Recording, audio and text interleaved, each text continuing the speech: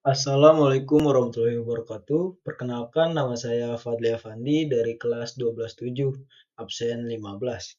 Di sini saya akan mempresentasikan tentang Arduino. Nah, langsung saja. Yang pertama ada pengenalan Arduino. Arduino adalah platform open source yang mudah digunakan untuk membuat berbagai proyek elektronik. Dengan kombinasi hardware dan software, Arduino memberikan fleksibilitas untuk membangun perangkat yang inovatif. Nah, selanjutnya ada komponen dasar Arduino. Yang pertama ada microcontroller.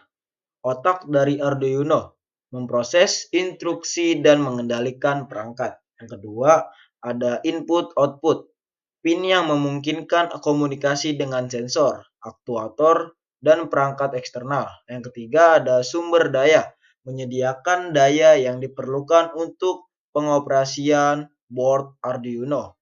Dan terakhir ada USB, memungkinkan pengunggahan program dan komunikasi dengan komputer. Nah, selanjutnya ada pemrograman Arduino. Yang pertama ada bahasa C++. Arduino menggunakan bahasa pemrograman berbasis C++ yang mudah dipelajari dan dipahami. Yang kedua ada struktur dasar. Program Arduino terdiri dari fungsi setup untuk inisialisasi dan fungsi loop yang dijalankan secara berulang. Yang ketiga ada library. Library menyediakan fungsi-fungsi yang siap pakai untuk mengendalikan sensor, aktuator, dan komunikasi. Dan terakhir ada ide, uh, integrated development and environment atau ide untuk menulis, mengedit, dan mengunggah program ke Arduino. Nah, selanjutnya ada komunikasi serial.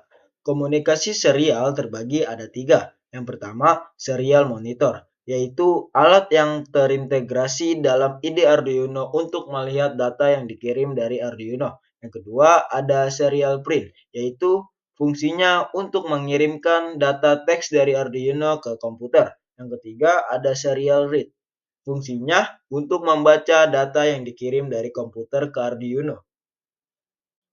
Nah, selanjutnya juga ada sensor dan aktuator. Sensor yaitu perangkat yang mendeteksi perubahan dalam lingkungan seperti suhu, cahaya, dan gerakan. Nah, di sini ada tiga sensor, yaitu yang pertama sensor suhu, yang kedua sensor cahaya, yang ketiga sensor jarak. Nah, selanjutnya ada aktuator, perangkat yang mengubah input sinyal elektronik menjadi gerakan fisik. Terbagi ada tiga. Yang pertama yaitu ada motor DC, kedua ada servo motor, yang terakhir ada LED. Nah, di sini juga ada interaksi. Sensor mengumpulkan data yang kemudian diproses oleh Arduino untuk mengontrol aktuator. Nah, di sini ada kelebihan dan kekurangan Arduino.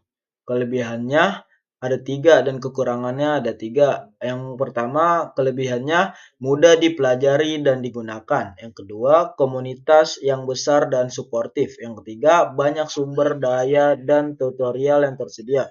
Di sini ada kekurangan, ada tiga juga. Yang pertama ada kinerja terbatas untuk aplikasi yang membutuhkan kecepatan tinggi. Yang kedua ada harga relatif mahal dibandingkan dengan beberapa platform alternatif.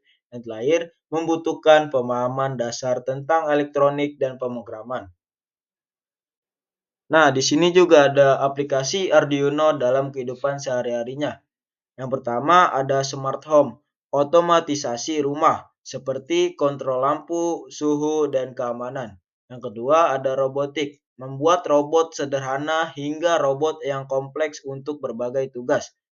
Yang ketiga ada Internet of Things atau IoT, pengumpulan data dan kontrol perangkat jarak jauh melalui internet. Dan terakhir ada seni dan kreativitas, membuat karya seni interaktif, alat musik elektronik, dan proyek seni lainnya.